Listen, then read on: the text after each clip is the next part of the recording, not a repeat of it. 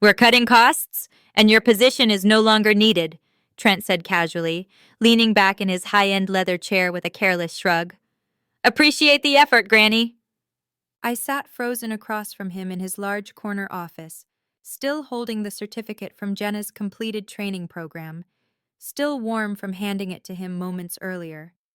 I had just finished explaining how I had successfully trained the young intern over the past 4 months. I was proud of that work, and this was my reward. I was being fired on the spot. When I don't hear a reply, that usually means confusion, he added. So just to be clear, today is your final day. Human Resources has your last check ready, along with severance, 2 weeks of pay. My name is Becky Smith.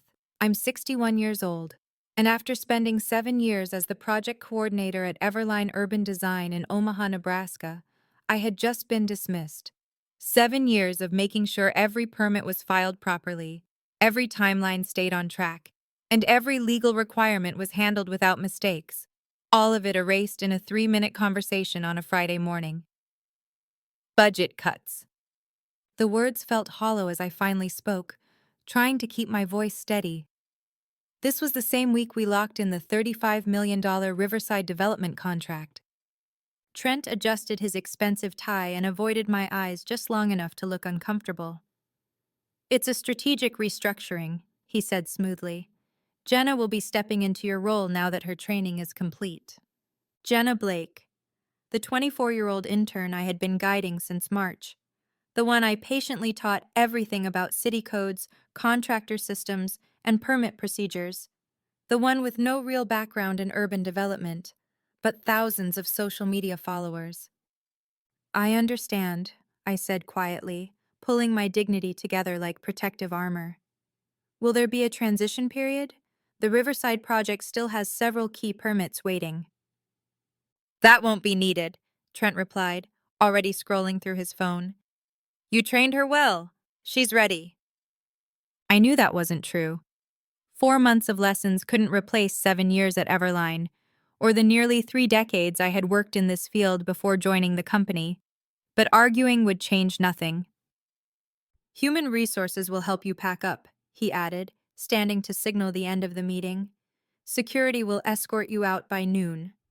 Security? As if I would steal supplies or damage files? After 7 years of loyalty, that final insult hurt more than the termination itself. Thank you for the opportunity, I said, standing with as much grace as I could manage. It took everything in me not to say exactly what I thought about him and his so-called restructuring. As I walked out, I saw Jenna standing near the reception desk. She tried to hide her excitement behind a look of professional concern. She already knew. Maybe she had even helped make it happen. And right then, as everything became real, I made a choice. I wouldn't argue. I wouldn't beg. I wouldn't make a scene. I would simply walk away.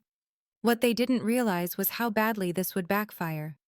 Exactly 2 hours later, I placed a small cardboard box filled with my belongings into the trunk of my car.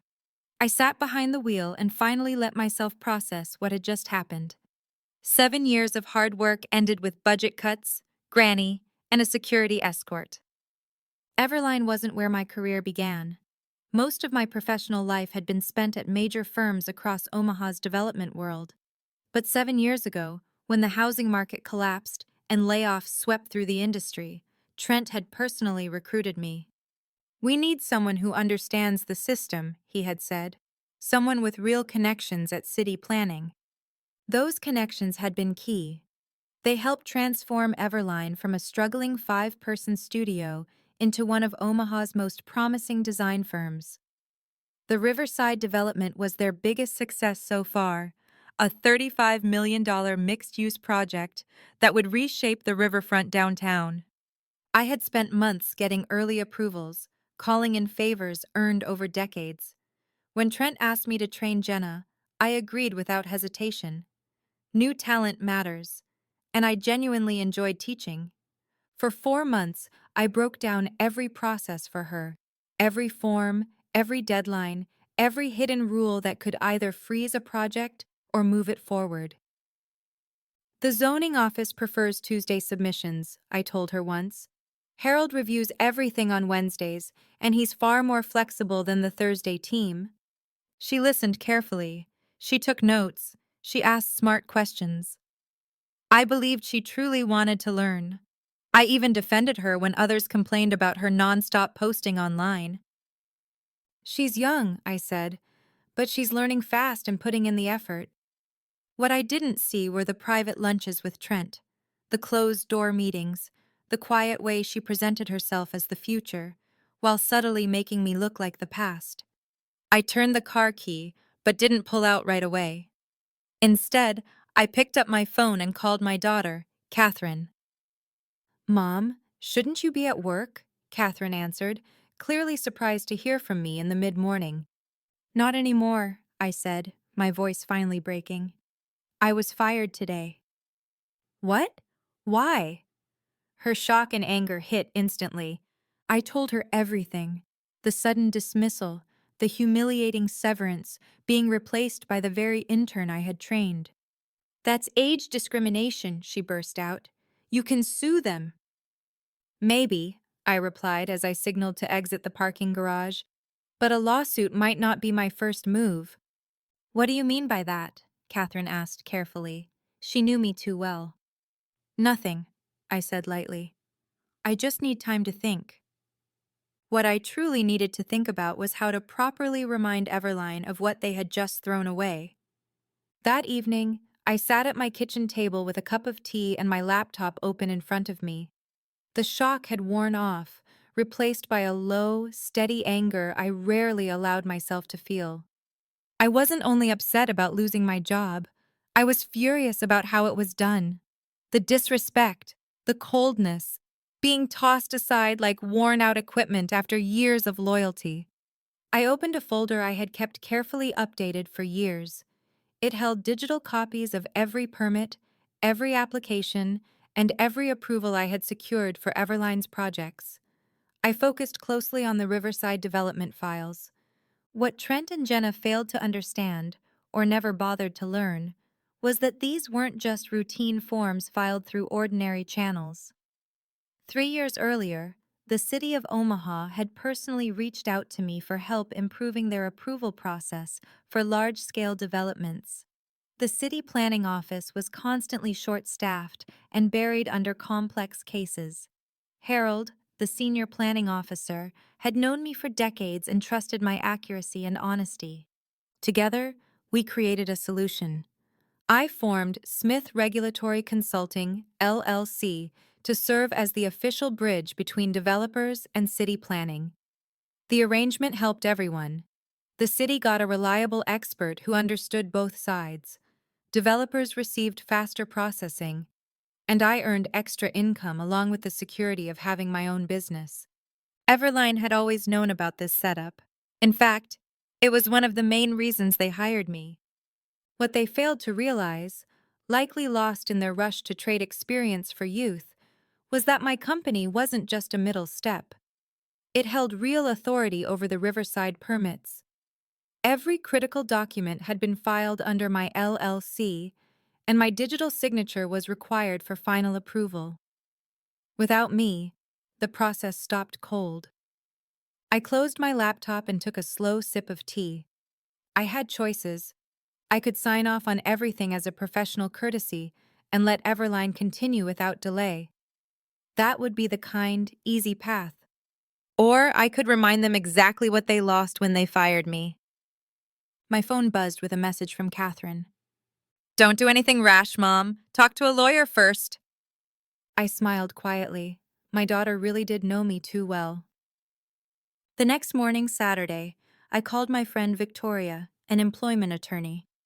We met for coffee at a quiet cafe downtown. "They can't fire you just because of your age," she said after hearing everything. "But proving age discrimination can be difficult." "I'm not interested in a discrimination case right now," I explained. "I need to know where I stand with the permits filed through my consulting company." Victoria raised an eyebrow. "Ah, I see where this is heading." She leaned forward. If those permits were filed through your LLC and your signature is required to finalize them, you are under no obligation to provide that signature unless you're properly compensated for your services. If Everline assumed that work was covered under your employment, that's their mistake. She gave a small smile. Especially since your consulting business is a separate legal entity. Do you have written proof of the arrangement? I nodded, thinking of the folder on my laptop. Perfect, Victoria said. I'll draft a letter. Driving home afterward, a calm settled over me. For the first time since hearing Trent's careless, budget cuts, Granny, I felt steady again. Monday was going to be very interesting. Monday morning arrived with a flood of missed calls and increasingly desperate text messages from Everline. I ignored all of them as I moved through my morning peacefully. Breakfast, a crossword puzzle, a little gardening in the early spring sunlight. It was the first Monday in years I hadn't spent under fluorescent lights, and I intended to enjoy every bit of it. At 10:15 a.m., my phone rang again. This time it wasn't Trent or anyone at Everline. It was Harold from City Planning. I answered. Becky, thank goodness, he said quickly. We've got a problem with the Riverside permits. Everline submitted for final approval, but everything is still filed under your LLC. They told us they can't move forward without your digital signature. That's correct, I replied calmly.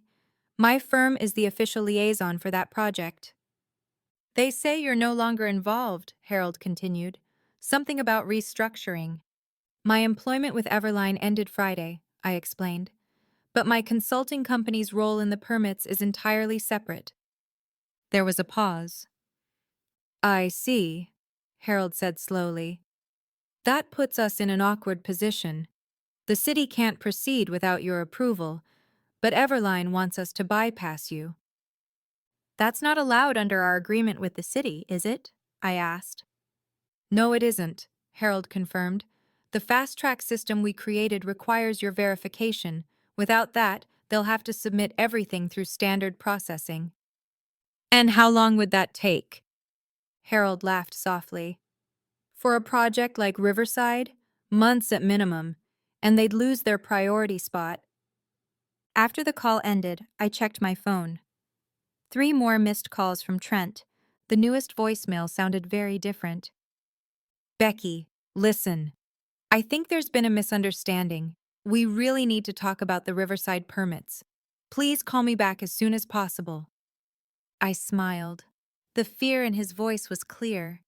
He finally understood what firing me actually meant. At noon, Victoria emailed me the draft of the letter she had prepared. It was perfect, polite, firm, and absolutely clear. Smith Regulatory Consulting would be pleased to complete the Riverside permit process for a consulting fee of $75,000, roughly equal to what I would have earned over the next 9 months. In addition, I would receive formal recognition as the regulatory compliance specialist on all official project documents. I approved it immediately. Victoria sent the letter without delay. Trent's response arrived within minutes, an urgent, poorly written email demanding that I call him right away. I ignored it. Instead of returning any of the calls, I drove to my favorite nursery and spent the afternoon choosing new plants for my garden. I was studying a tray of tomato seedlings when my phone rang again. This time, the number on the screen was unfamiliar. Hello, Mrs. Smith. This is Jackson Warren. I nearly dropped my phone. Jackson Warren was the primary investor behind the Riverside development, a powerful businessman with deep financial backing and a reputation for having zero patience when it came to delays. Yes, Mr. Warren, I said carefully. How may I help you?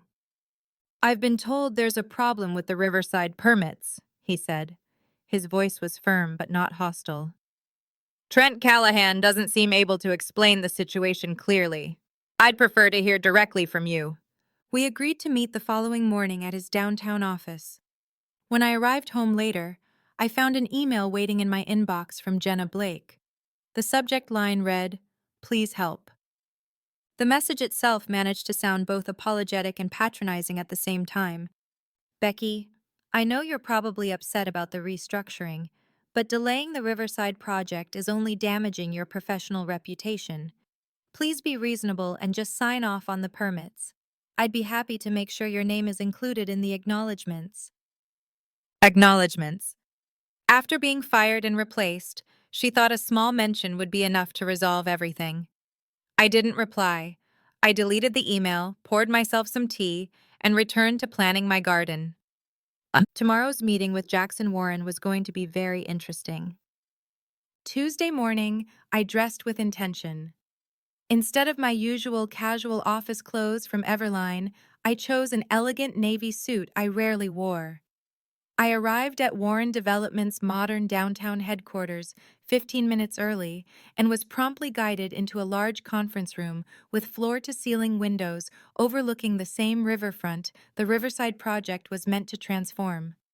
Jackson Warren entered right on time. He was a tall man in his late 50s, silver-haired, and known for speaking his mind. He shook my hand firmly. "Mrs. Smith, thank you for coming. Would you like some coffee?" I accepted, and once his assistant left the room, he went straight to the point. "I've already invested $12 million into Riverside," he said. "Now I find out the entire project is on hold because Everline dismissed the one person who understands the permit system. I'm not happy." "I completely understand your frustration, Mr. Warren." "Call me Jackson," he said, leaning forward. "I've looked into this. Your termination wasn't just sudden. It was badly timed and possibly illegal." I raised my eyebrow but stayed silent. "Tell me about the permits," he said. "Trent claims it's a minor paperwork delay that you're dragging out because you're upset about being let go." I opened my laptop and walked him through the full digital record of Riverside: initial filings, early approvals, and the final authorization still pending. Every document was processed through Smith Regulatory Consulting. 3 years ago, I explained, the City of Omaha asked me to help restructure their approval process for large-scale developments. Everline knew about this. It's one of the reasons they hired me. But they seem to have forgotten that my consulting firm is a legally separate business. Jackson examined the files carefully. "And without your digital signature on these last approvals, the project can't move forward," he said. "That's correct. They would have to restart the entire process through standard channels. That would take months at minimum." "I see." He leaned back, thoughtful. "And you sent Everline terms to complete the work?" "My attorney did, yes." He nodded.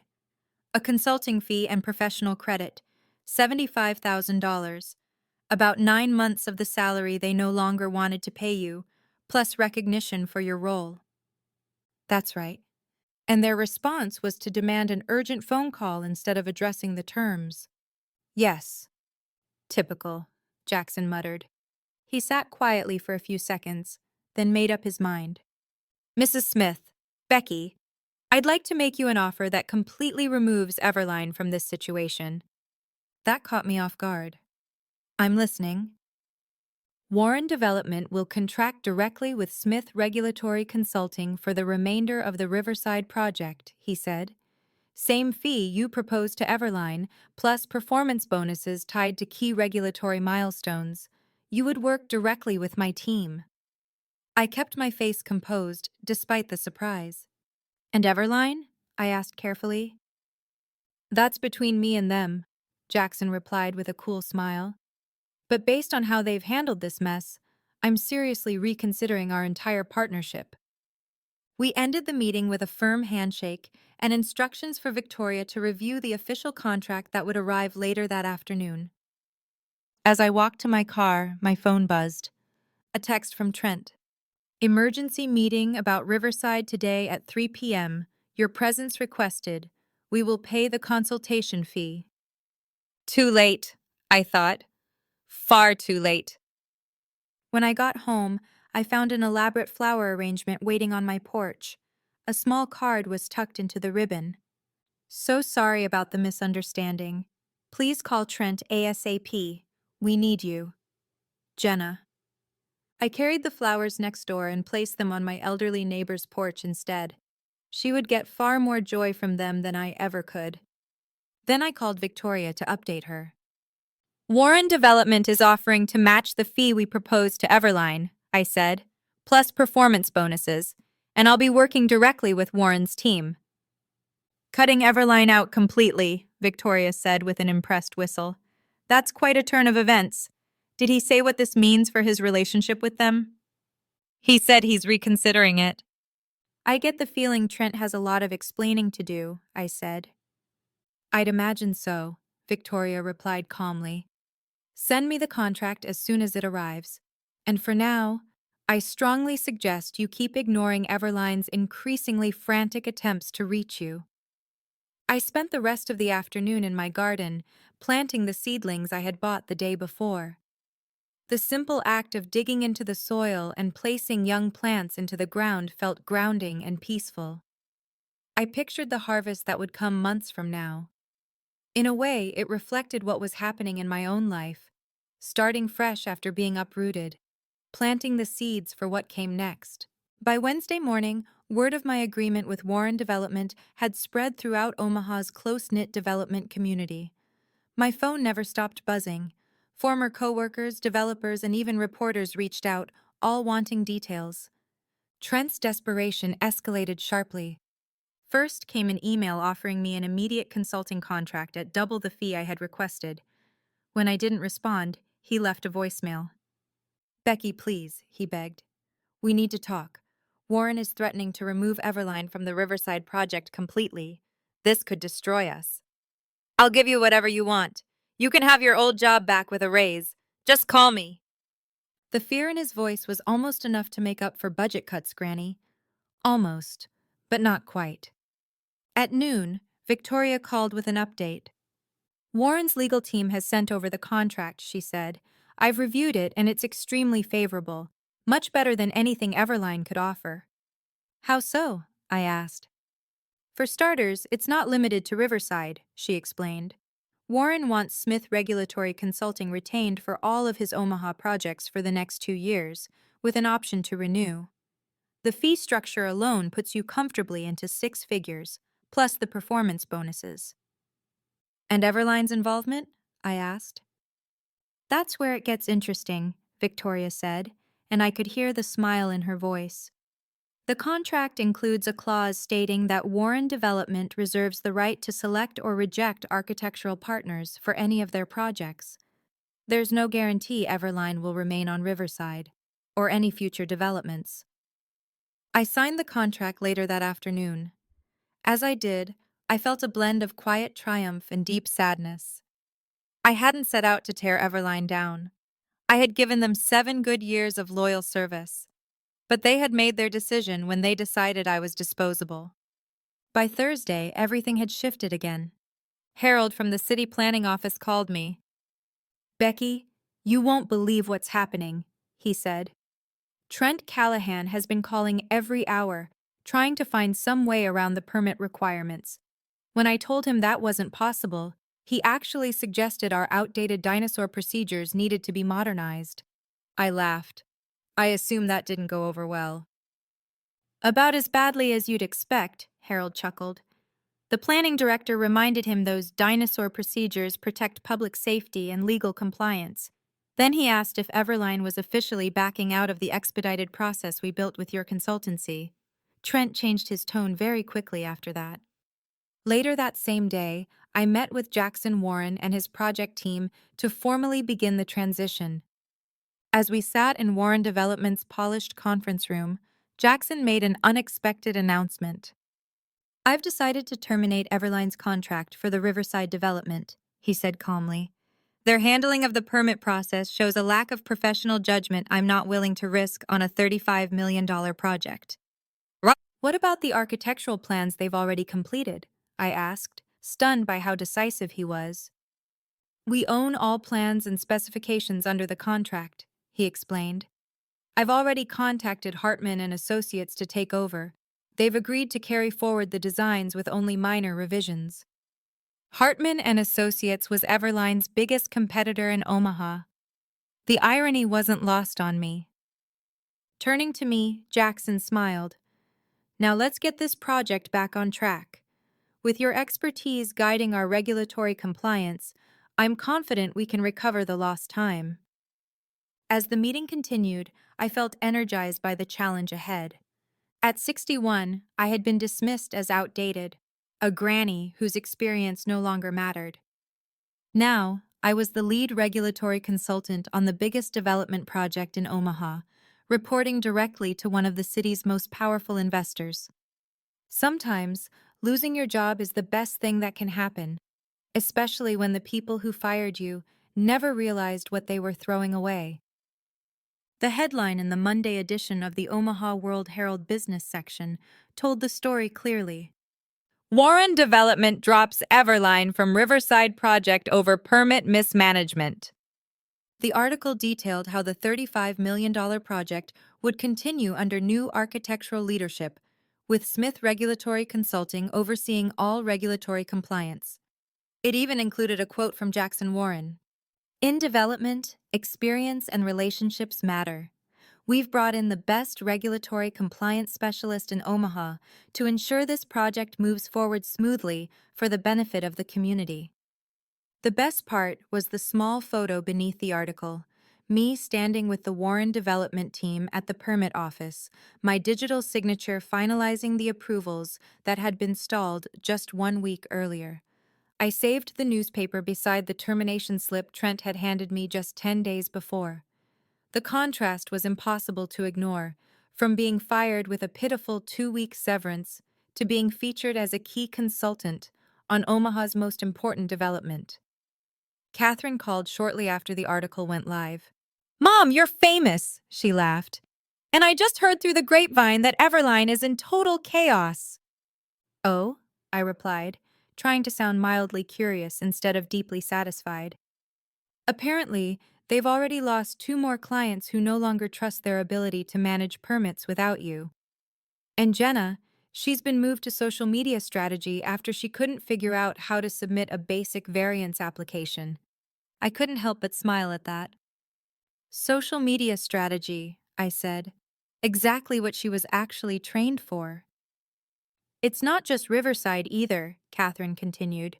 "Jackson Warren has 5 more projects across the city, and word is he pulled all of them from Everline. That's millions in contracts." "That's business," I replied simply. "No, Mom," Catherine laughed. "That's karma." "It's not karma," I corrected gently. "It's the natural result of undervaluing experience." 3 months later, I stood at the Riverside groundbreaking ceremony, watching as Jackson Warren and city officials turned the first ceremonial shovels of dirt. My role had grown far beyond permit oversight. I was now Warren Development's primary liaison with the city for all their projects, a position created specifically for my blend of experience and long-standing relationships. As photographers snapped pictures, I noticed a familiar face at the edge of the crowd. Trent Callahan. He looked far less confident than the man who had dismissed me with, "Budget cuts, Granny." Our eyes met briefly before he looked away, his discomfort obvious. After the ceremony, a reporter from the Omaha World Herald approached me. The article that followed ran on the front page of the business section. "The Permit Whisperer: How Becky Smith Became Omaha's Most Sought-After Development Consultant." It detailed my decades in the industry, the trust city officials placed in me, and the crucial role compliance plays in successful urban development. There was even a quote from Herald. "Becky knows Omaha's zoning and permit rules better than anyone. Developers who work with her get approvals in half the time." After that, my consulting business expanded quickly. I hired 2 assistants, talented women in their 50s who had also been pushed aside by larger firms. I created an internship program specifically for people changing careers in midlife. I never set out to harm Everline. Still, I watched with distant curiosity as their business slowly declined. Without access to my expedited permit system, their projects stalled. Several developers followed Warren's lead and took their business elsewhere. Trent's vision of youth over experience wasn't delivering results. Jenna lasted another 6 months before leaving for a marketing job at another firm. When I heard the news, I genuinely wished her well. She was young. She still had time to learn that attention without substance rarely lasts. As for me, at 61, I stepped into the most fulfilling chapter of my career. Not as someone's employee, but as the builder of my own success. Creating a business that respected experience, valued wisdom, and never again dismissed anyone as just a granny.